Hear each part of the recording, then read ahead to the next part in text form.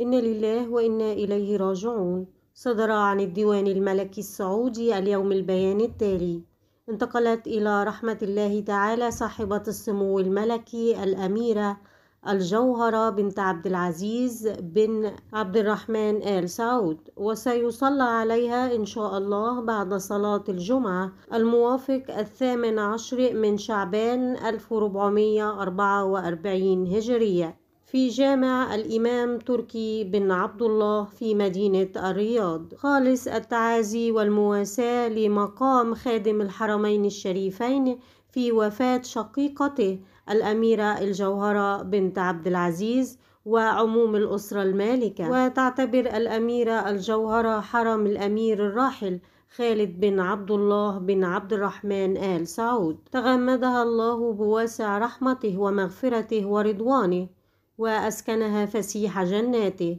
إنا لله وإنا إليه راجعون.